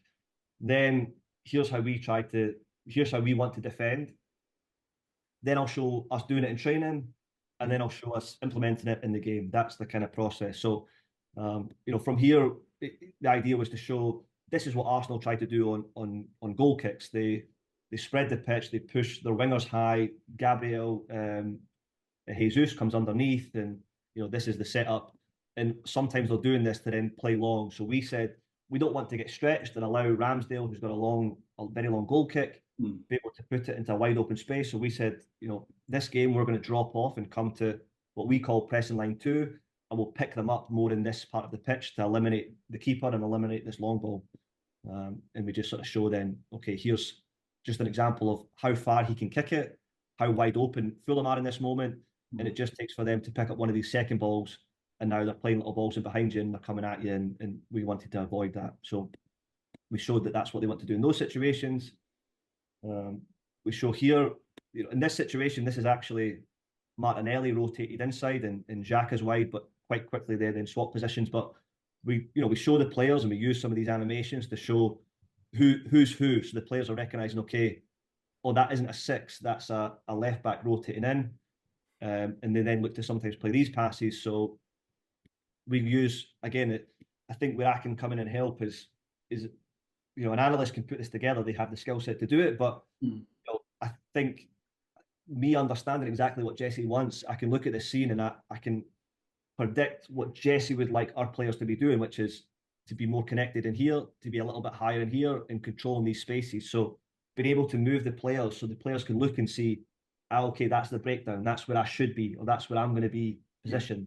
So, in this situation, Rodrigo understanding that he can't be too high, that he has to be more connected so that we can close that type of pass. And Brendan Aronson more in this position now, not deep and creating a flat 4, higher. So these are the kind of ways in which we can then paint the picture to the players of what we want them to be doing, while showing them this is Arsenal's tendencies. Yeah. Those little rotations, you can see now Xhaka rotating in. We talk about these are now pressing triggers in any game. Any kind of long pass that's we say a pass that's twice the distance of the pressing distance is a good moment to now press. So it's just an example of that. That's good. I don't want to disrupt it too much here. I just want to ask you about the kind of illustrations, because it's clear that you're using them here. And when I say that, I mean that the animations you mentioned. So how important do you feel they are? And because a lot of things I do see on kind of when I see people share things on Twitter, which is, I mean, I'm a big proponent of that. I do think these are brilliant what you've got on here, but I think there can be a balance between getting it right, but also just having too much going on in terms of arrows everywhere and everything. So how do you find that you get the most from the use of telestrations animations? Why is it important for the players? Yeah, for me, the importance comes in that I think there's a couple of things for me, and I try to use text in there as well, because I know that the reality is at times players are sitting there and Jesse's talking or the head coach is talking, and you've got players that speak different languages. I mean, they all understand English, but I think sometimes you can also in moments find yourself, I kind of stopped listening, but I was looking. Yeah. So part of it for me is that even if they kind of zone out of Jesse for a moment, they're seeing the message and they're hearing the message, and then they're going to work on the message in training. So I do think it's important that the players, although this clip shows Fulham in this example getting played through at moments, that the players are constantly seeing the behaviours and the positionings and the the types of things that we want. So like from this example, we're showing this to say, guys, this is a moment for us. We're expecting you to press for sure. It's a moment that it's a long pass, distance is good. You should now be going on that. And this shows that that kind of ball goes there, and the Fulham player doesn't really sprint and press in this moment. He kind of loops his run and goes a little bit slow. So we're making sure that the players understand clearly that this is what we want. This is our expectations from them. So I think that's where when you're talking about it and communicating it through to the players, those illustrations and animations can help. You know, this one I didn't do it because it shows it again. But you know, Jesse would be talking and saying, yeah, again, Rodrigo, you can't be opening this space because they'll start playing those passes. So in 2 occasions there, the players are seeing, okay, if we open that space, Arsenal will find it. And then they can start to pull us out and find Jesus often likes to drop and show for the ball to feet, not so much a runner in behind in these situations. So we talk about those, being ready to jump on those passes, but it starts to, for me, introduce to the players what they want to do, but also what we're doing. I mean, even this, it's, you know, putting the text on there is just reminds us to the players that this is what's happening. They often look for these diagonal chips to the back post. Yeah, it's interesting because it's just the attention, isn't it? Like it's when I put a video on YouTube, like everyone, it's about kind of keeping the viewers' attention, and that there the ball's out on the wire on the far side. But the fact that the text popped up straight away, I know what I need to focus on, what I'm going to, what you're showing me. So yeah, that's interesting. Yeah, that for me, that's the idea of it, and I value a lot trying to move the players into the exact position that we want them to be in because. You know, like in this situation, you know, I'm often watching games and I'm seeing teams do some things which are good, but not doing exactly what we want. So we use some of these clips to show the players because it's Arsenal, we have to show Arsenal, but we haven't played Arsenal yet. So a team hasn't done to Arsenal what we want to do. So we use the animations and the illustrations to move the opposition, to put them into positions, to draw arrows and lines to say, this is what we're expecting to do. This is what we would do in this situation. So that although the team doesn't do it on the video clip, the players are understanding what it should look like. So that's kind of it. So, you know, again, we're saying that this is something they like to do. They like to look for these balls in behind with Martinelli and Saka on the other side. So, you know, we highlight that with the red arrow, the red spotlight. Yeah.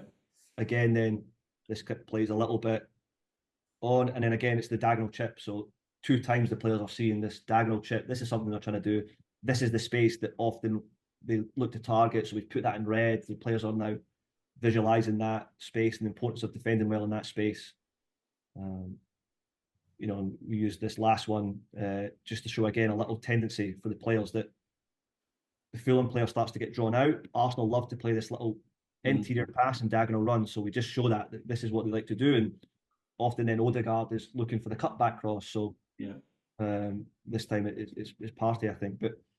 The idea is to introduce what Arsenal do, to use some of the illustrations to still show what we would be doing, but that part of it is more, here's Arsenal's tendencies, here's what they're trying to do, here's where they want to hurt us. That's good. And then we now go into this part, which is the match plan against the ball. So one of the things we said, which, you know, was that Gabriel at times we felt making more mistakes at this moment in the season than Saliba. So we thought, let's put him under pressure immediately. Yeah. So we just use this, and some of this as well is it, for me, it gives the players a bit of confidence. You know, at this point in time, Arsenal, I think they played. This was the 11th game of the season. Arsenal had won 9 games and lost 1. So it's also shown the players, look, this team. If we run at them and we put them under pressure, here's Fulham winning balls off of Gabriel. That you can hurt them by doing this. So again, it's partly to go confidence to the players. There's ways we can hurt them if we run at them, if we put them under pressure, and we do our tactics and our principles right. So here's another one where Fulham end up getting a goal. Gabriel a little bit sloppy with his touch. Fulham win the ball and they go 1-0 up on the day.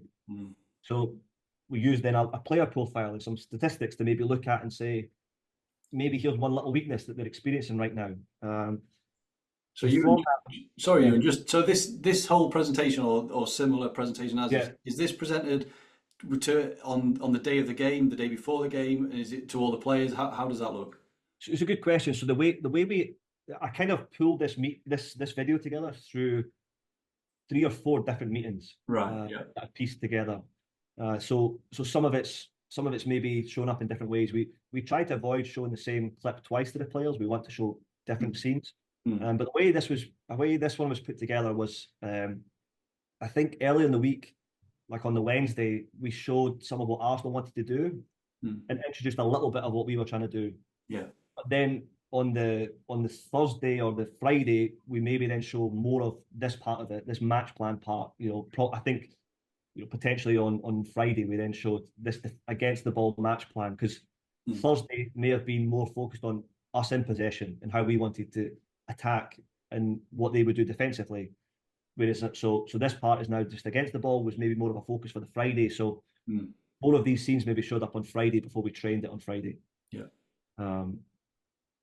So they've maybe seen it multiple times throughout the week, and then what you'll see later in the video is that it's then scenes of us in training doing it, and that's over 2 different training sessions. Again, one is the Wednesday session, the other one is the Friday session. So the players have seen it, done it in training a couple of times, and then it gets shown to them again on match day from training. So I'll talk about that when we get to that part. So this is now showing clearly for us more like what we want to do than that very first clip we looked at. It's a goal kick for Arsenal. We don't want to be stepped up and letting them play it long. We want to be dropping off and finding more this pressing line 2 situation. So that's what we start to show here.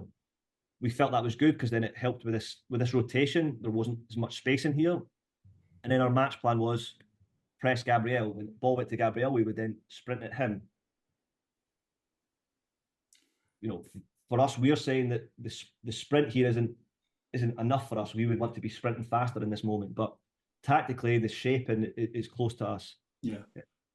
So a tactical idea was that we then would allow this pass to go back to Saliba, and we would have Jack Harrison, and then in the second half it ends up being Brendan Aronson controlling the 6 here. So we say there, wait to press Saliba. If it goes to Ben White, we had Sinisterra on that side ready to jump out and press. So we're showing that Fulham are kind of doing that in this situation. We would now be saying sprint again, but the players are seeing, okay, I can understand, I think, what we want to do and how we want to play. And then we start to talk about, as he then comes, that's now the moment we jump. So using, again, these animations, the illustrations, the text, the players go, okay, as he comes, we tighten the net. That's our terminology. And we press with the 6 now in our shadow, because it's much closer. It's much harder for them to find that. Yeah.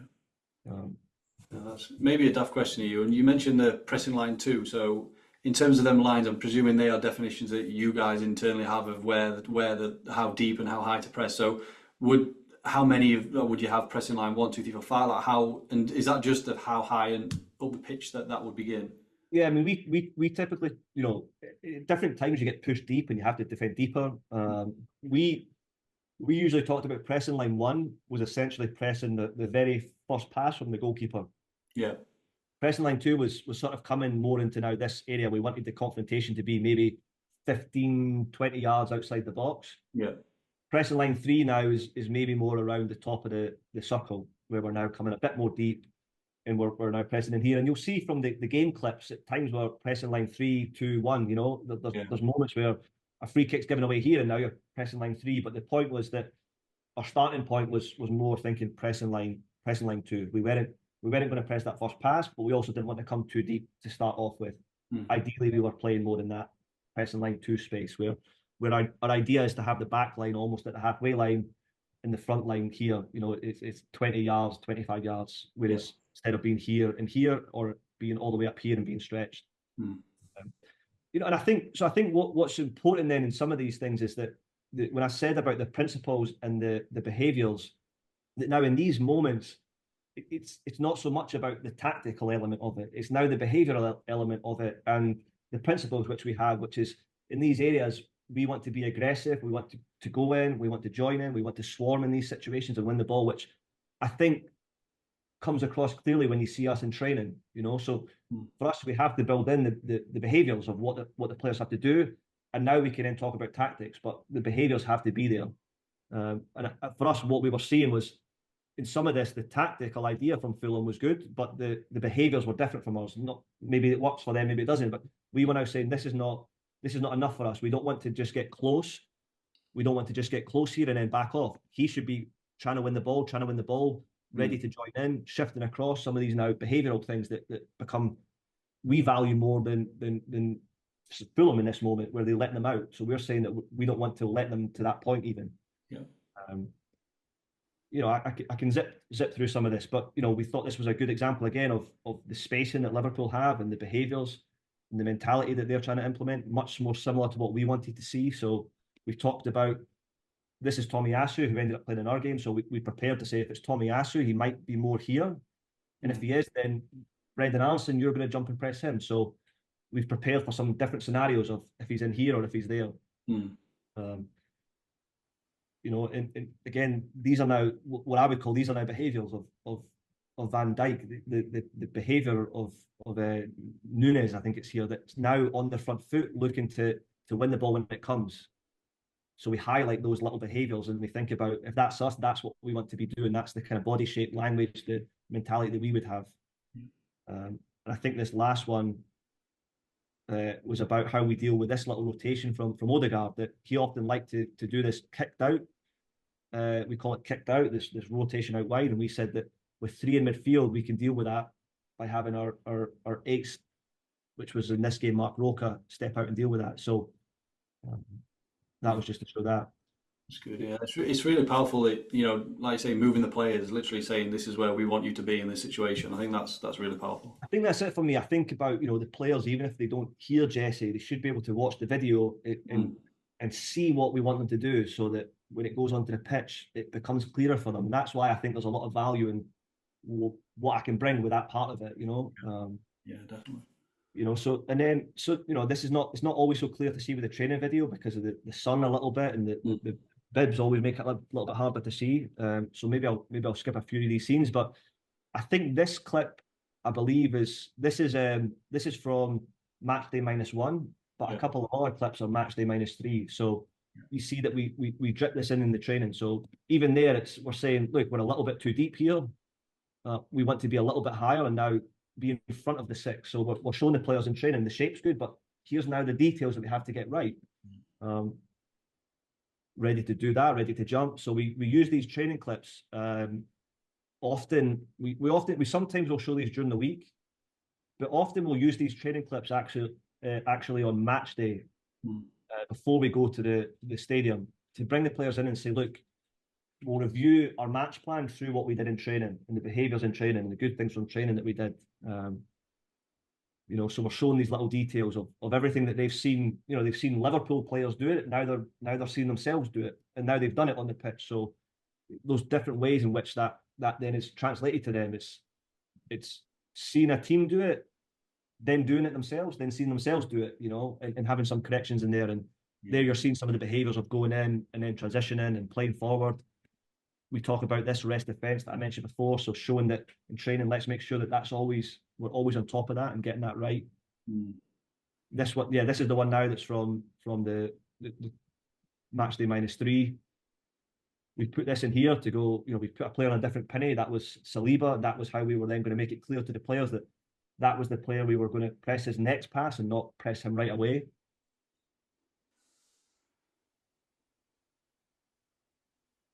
Showing again, and I put these little bits of text in again just to remind the players this is always what we're looking for. Can we play that first pass forward if possible? Yes.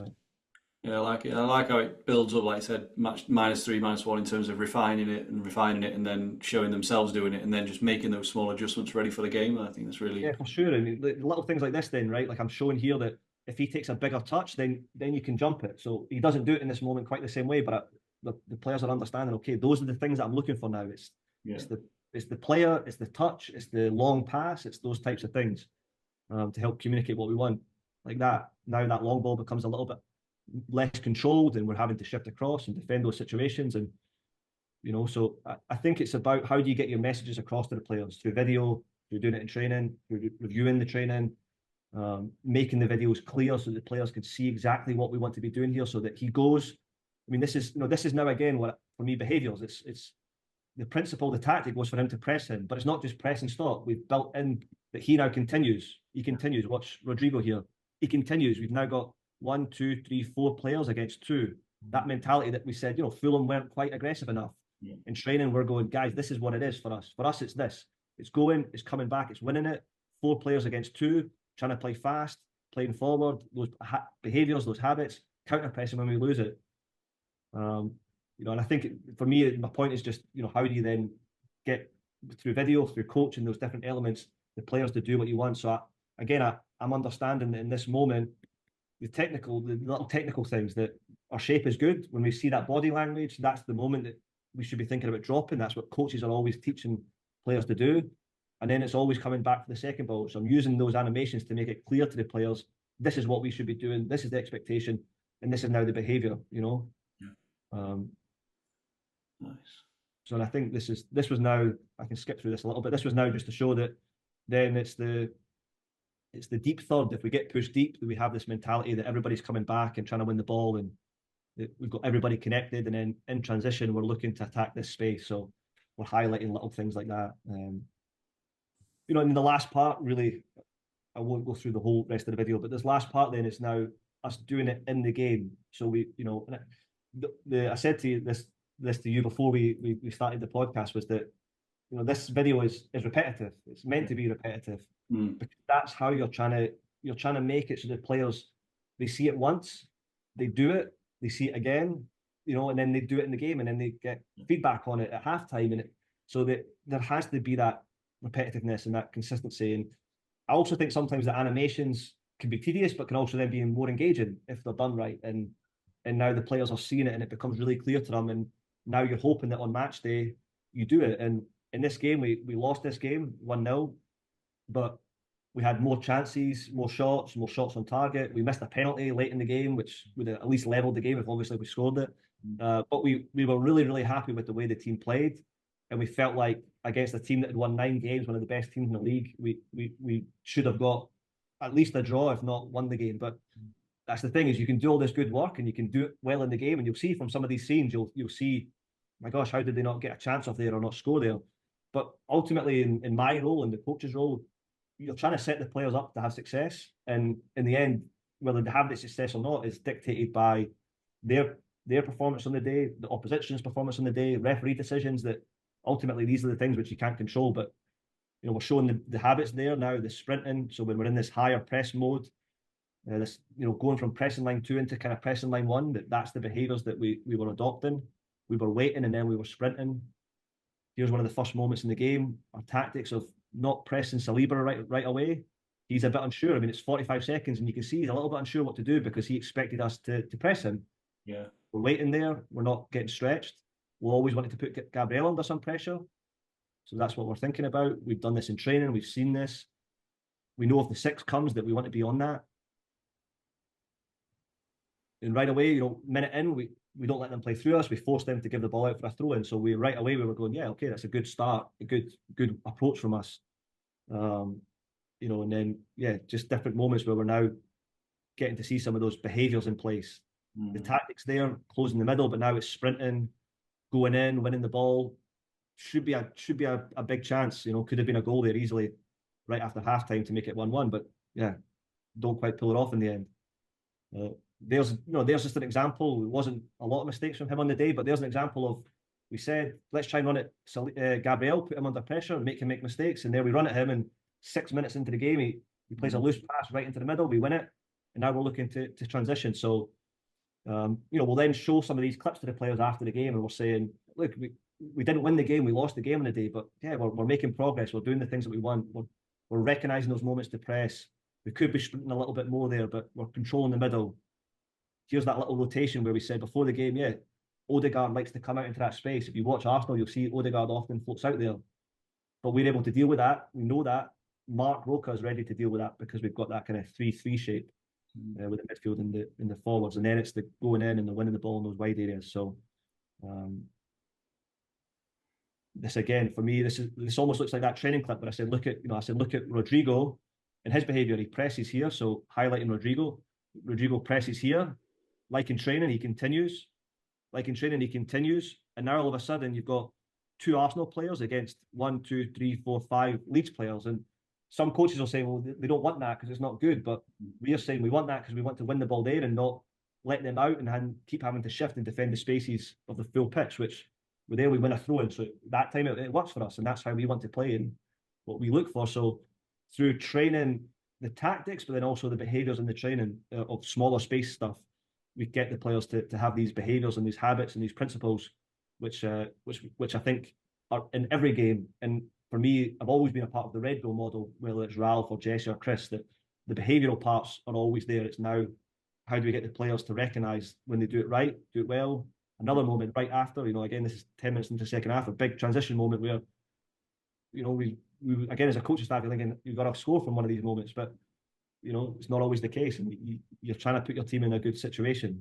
Behaviours again of forward defending and stepping in, and Liam Cooper, like we showed with Van Dijk, we highlighted Van Dijk in that one moment. We said, look at his mentality and how ready he is, and yeah, Liam Cooper doing the exact same thing sets us up for transition. So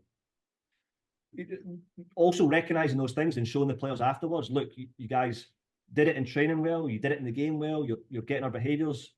We see it, we appreciate it. That's what we expect from you, is that you're doing these things. Also, I think just helps with the players' buy-in of how we want to play and the implementation of the tactics. So at times having to put a positive spin on a bad result, right? That you're going, look, we're defending those balls. We talked about the runs in behind from Martinelli and Saka, and we did a really good job here of not getting too tight, reading it, ready to drop and defend that ball behind. So every element of that match plan, the training, and now this, it showed up in the video, in the training, and in the match. So it's for me, it's rewarding when you see that you're getting it in training, you're doing it in the games. You're the players are getting it right. Ultimately you want rewarded from the result, but you have to take some appreciation from the process of getting there. Again, we talked about coming back in the deep areas, and we do that. We talked about the defender outside the box and not letting that ball get played through in between us, like we saw in that one clip with the Fulham game. So these types of things. And I think the last thing I had was then I just sort of had some transition moments, and then so from winning the ball, the defending, but then the spaces we wanted to attack and transition. So, I'll sort of fast forward through this. We've said that this was a space we wanted to look for. And we said that, I'll fast forward this a little bit. We said that if we can win second balls in these types of moments, that we thought we had an advantage with Sinisterra running in behind the space that Ben White was supposed to be in. We thought that was an advantage. We used a clip of Man U here. Again, we said Sinisterra against Ben White. We thought maybe that's a little advantage. It's hard to get advantages against Arsenal, but we thought that would be one, which is how Man U scored against them. So again, I don't have to show all of this, but we show us doing it in training. And then, we pick a couple of moments where we do some of those things in the game again. So here, Sinisterra coming into that space, winning the ball, being able to be an option in that space, pulls Ben White out, and now we're able to hurt their backline because they've only got 3 players in the backline instead of 4, because Ben White's been pulled out, and we find a little through ball there, which again almost comes off for a goal for us. Yeah, well, that's really good. Obviously that was really good, Ewan. I think the fact that you could see it, the game that was the Rodrigo clip, it was literally an identical clip. And you mentioned obviously the frustration of losing the game at the end of that, but I think if you it's kind of reinforcing the behaviours over time. If you can do that over a full season and ingrain these kind of behaviours, and so the players know their role, etc., it's obviously going to iron out over the course of a season. It's kind of building that, like you say, the style of play and philosophy that is quite famous with Jesse and the Red Bull kind of team. Yeah, of course. And looking again, when you're with the reality of when you're with Leeds United playing against Arsenal at that time, it's not an even playing field, right? You're playing against better players and in a top team. It was in top form at the time. So again, I think the point of it is that from my role and my experiences, that the opportunity for me to have been in that environment now and test some of those things and think about, this team is really good at this. What could be a game plan that might work for us? Because you're trying to find something that you're hoping can hurt a team which is really good at what they're trying to do.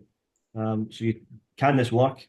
Can we then make sure that we get it right in training? And then does it work in the game? And for me, on that day, I went home at night frustrated, really, really frustrated that we didn't win the game, but also knowing that from that, at least, from that part of the game, the against the ball game plan and what we were trying to do, that worked on the day. That was effective on the day. We won enough balls to create chances in transition. We won a penalty. One of the clips I sort of skipped at the end was we won a penalty from a transition moment where we attacked the spaces that we wanted to attack.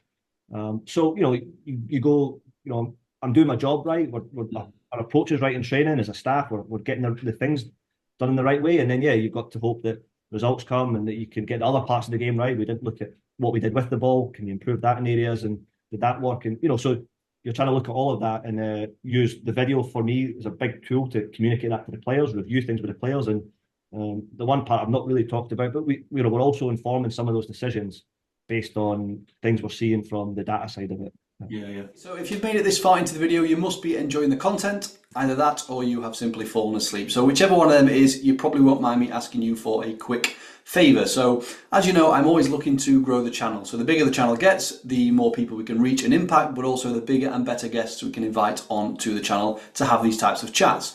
So with that in mind, if you haven't already done so, I would very much appreciate it if you did hit the subscribe button down below the video. The stats are showing around 25% of viewers are subscribed. So there's a big chunk of you that are watching the videos, but you haven't yet hit the subscribe button, but I will let you off because you can do it right now. It's free and it literally takes 1 second. So if you go down, click the subscribe button, it would mean a lot to the channel and help the channel to grow. So that's all for now. Let's get back to the video. Yeah, that was really good. I appreciate you sharing all of that, Ewan. That was quality. So I'm cautious of time because this is the longest episode I've done, so I don't want to keep you too long.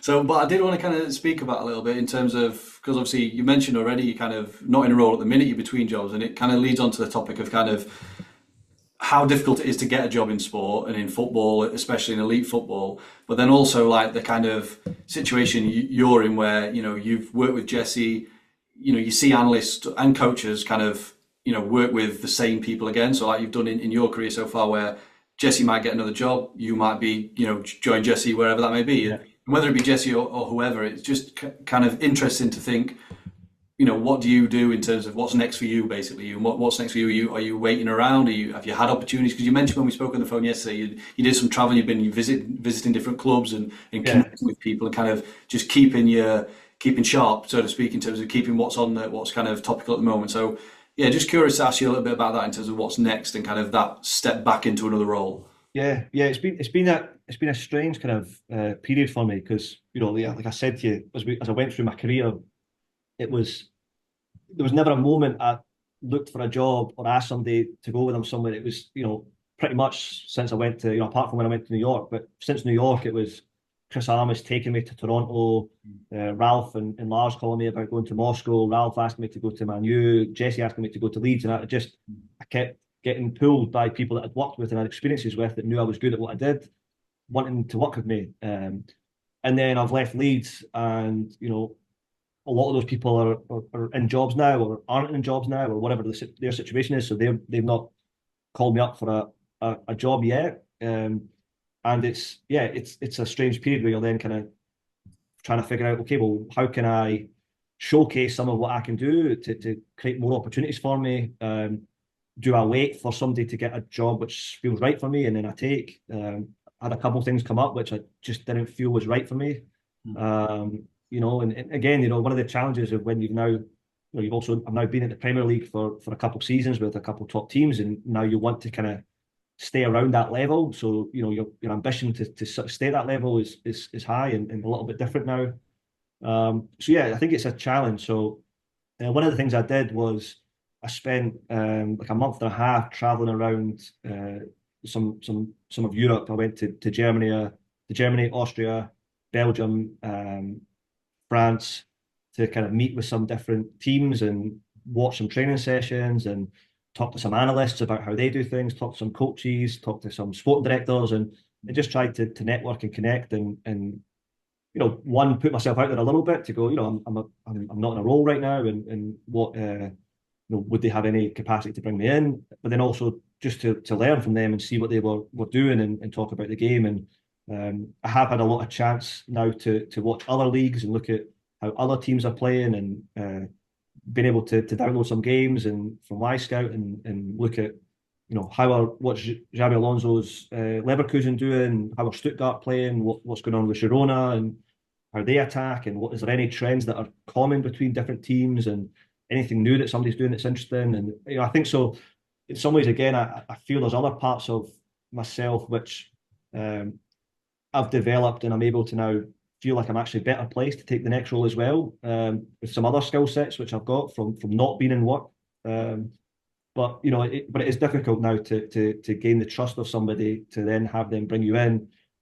And for me, one of the big parts of that as well is with Ralf and with Chris and with Jesse.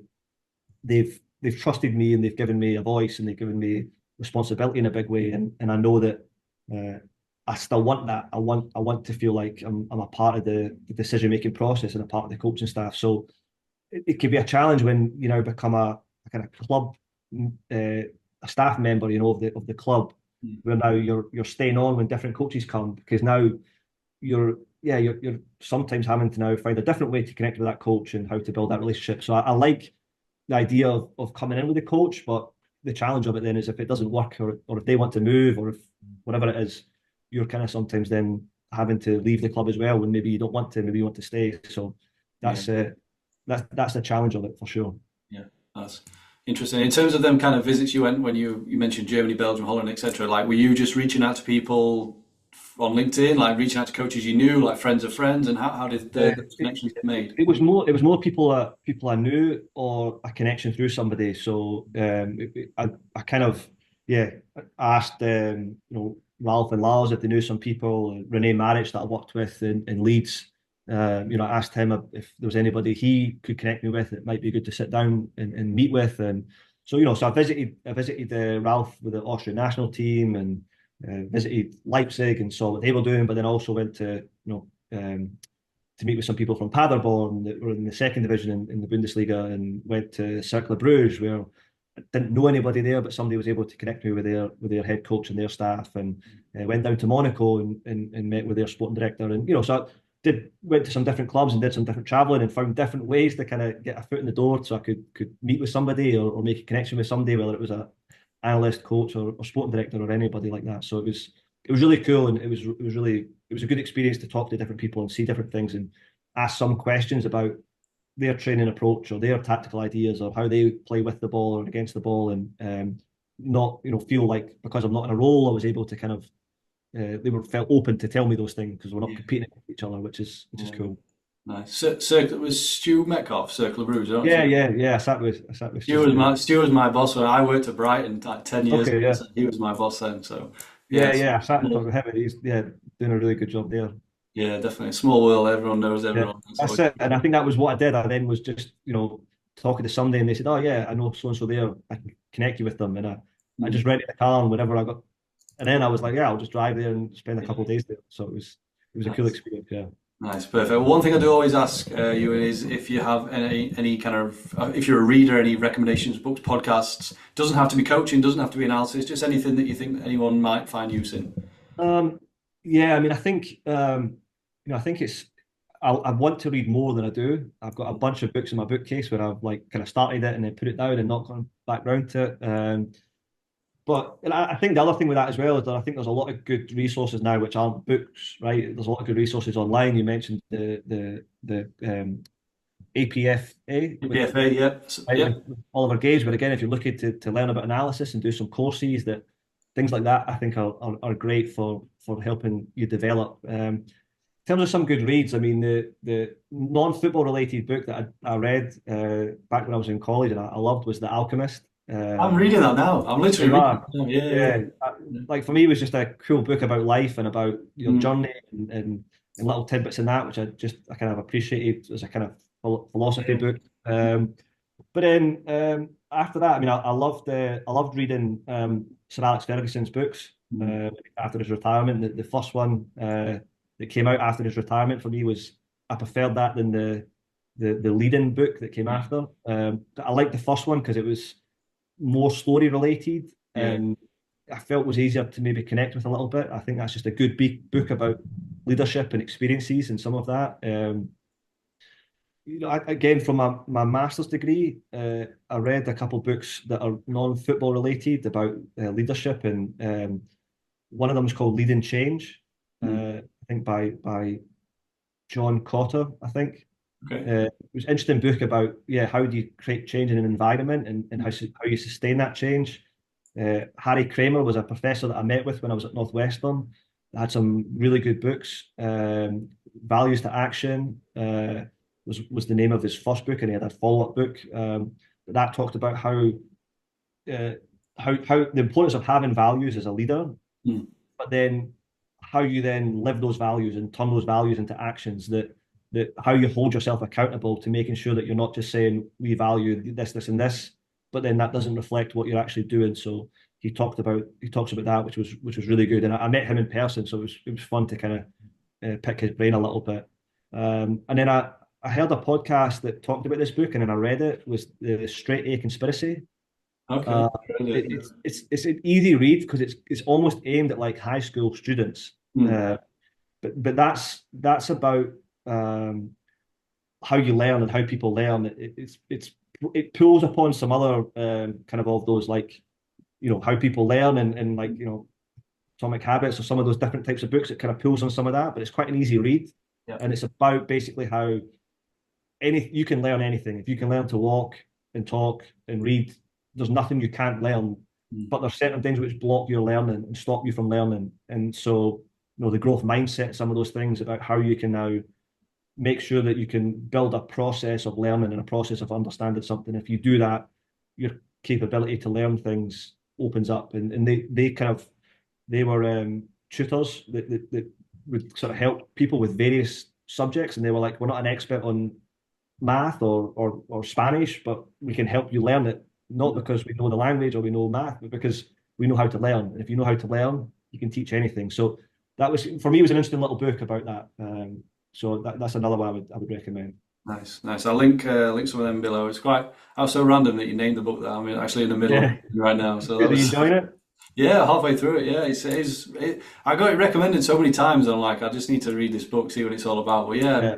halfway through, so yeah, it's going good. Yeah, so again, I'll link that one below as well. So perfect. That's brilliant, you. And I know we've been on for probably best part of 2 hours now. So I really, really appreciate your time. Really Yeah. appreciate you sharing what you did in terms of your screen and stuff.